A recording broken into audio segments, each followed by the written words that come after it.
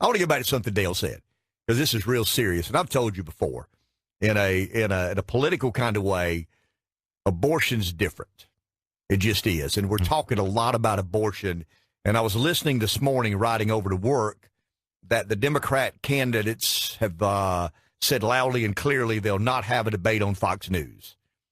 They just say it's a propaganda machine. They're too close to the president. I think it's the way they explained it. Now, remember, NBC News sat on a story in the Kavanaugh hearing. CBS News basically tried to ambush George W. Bush, and Dan Rather lost his job. Mm-hmm. The Washington Post has been very irresponsible in their covering of this Mueller investigation. They've been called out about 3 or 4 times for complete and total inaccuracies. So for the Democrats to say we're not going to have a debate on Fox News because we don't trust them to do a fair and balanced. Wasn't there a CNN debate where they gave the questions? Yeah, they gave the questions to Hillary Clinton. Donna Brazile was a CNN contributor, and she ended up, kind of forwarding the questions. But, I'm going to tell you what I'd do. I just wouldn't have a presidential debate on anywhere but Fox, or we wouldn't have one. I mean, it's just time we stand up to these people. I mean, it's time the Republicans stop being taken advantage of by the mainstream media.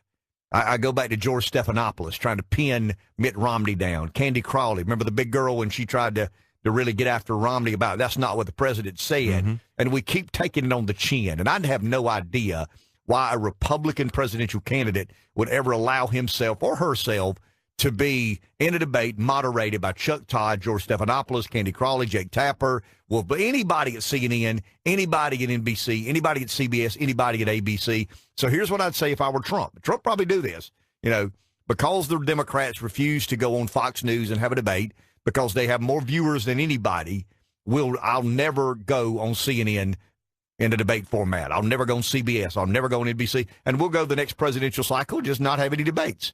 But you got to stand up to these people. You can't let them continue to be as one-sided as they have been allowed to be. And that's exactly what we've allowed. We've allowed those people to be one-sided, and we've not held them responsible. Limbaugh rails about it.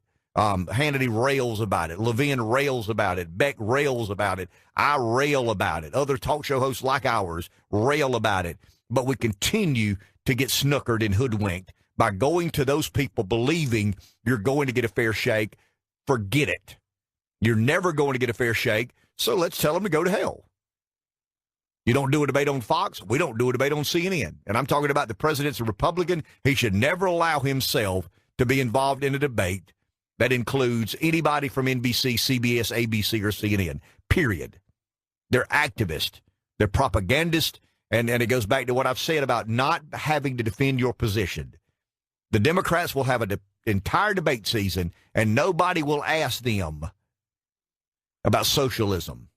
Nobody will ask them about Venezuela or Russia or Cuba or any of the places where collectivism, redistributionism, communism, socialism has failed miserably and left countries and people in absolute dire straits. Nobody will ask the Democrats this all-important question: how do you feel about your party and the leaders of your party supporting third trimester abortions? That goes back to what Dale talked about. And I want to go through some numbers because I think these are revealing. I think they're important. I think they're troubling. I think they're consequential. I think they're basically interwoven into our social fabric. And I think sometimes we lose sight of the details and specifics of abortion. It's a humanistic issue. It's an emotional issue. It's an issue of life. And it's an issue of morality. But there's also a bunch of statistics that I think speak to the very complex nature of which America has dealt with abortion. And I've said many times on this show, and I stand by my comments, if I had to lose and win one, I would lose the gay marriage debate, the same-sex marriage debate, and I would win on abortion because I just think it's a matter of life. And I think it's too serious to be treated as a political football. But the Democrats and the candidates representing the Democrat Party in the next presidential election will not be asked a single time, how do you stand on third trimester abortions, when your party's platform and the leaders of your party want not only to allow it, but for government to fund it. I mean, it's evil. It's it's reprehensible. It's unbelievable, but it's where they are, and they'll not have to explain themselves in the entire Democrat debate season. And that's why they're scared of Fox, because Bret Baier or Chris Wallace will ask them some of the comments their leaders have made and their party stances are in regards to life. And it'll be very uncomfortable to answer questions in front of the mainstream country as it is on MSNBC or at some rally in San Francisco. But these are numbers that I think are very interesting and troubling. I'm talking about abortion rates amongst, births. We talked about New York City a couple of weeks ago, a staggering statistic. It's not the worst in America. Washington, D.C., for every 1.3 babies born, there's one aborted. New York City, for every 1.6 babies born, there's one aborted. These are the inner cities. Cleveland, the inner city. I'm not talking about the counties. I'm talking about the inner city of Washington, D.C., 1.3 births, one abortion. New York City, 1.6 births, one abortion. Cleveland, 2.1 births, one abortion. Seattle, 3 births, one abortion. Atlanta, 3 births, one abortion. 300 kids born, 100 kids aborted. St. Louis, Missouri, 3.6 babies born, one aborted. Detroit, Michigan, one abortion for every 3.3 births. I've got the numbers here. In Atlanta, let's use Atlanta as an example. Fulton County, Georgia, 13,802 births in 2015, 4,605 abortions. We're aborting about 1 million babies a year. We're nearing 50 million abortions. We're in line with countries like Cuba, Estonia, Georgia, Kazakhstan, Romania, Russia, and Ukraine. We're a third world country when it comes to comparing our statistics with other developed countries around the world. For whatever reason, the left says we have an infatuation with a gun. It's pretty obvious to me the left has an infatuation with abortion. And I don't understand how you rationalize it. I understand political disagreement. I understand vigorous debate. I think that's important. I think it's essential to the well-being of our country and the moving forward, the advancement of we as a people and our political disagreements. But I don't know how in the world one political party in America today rationalizes, justifies, and defends where they are on life. I don't. I went back and looked through what I think are the most important numbers. The most important number. We hear about the Hyde Amendment.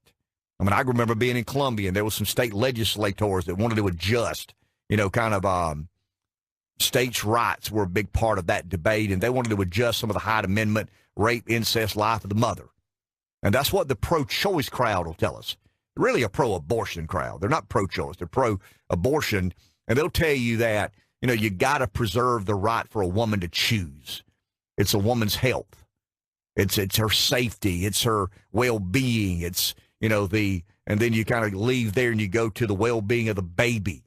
Does this baby have serious mental issues? Does this baby have serious physical issues? So I guess we're being the determinant for life. What is the measure of life?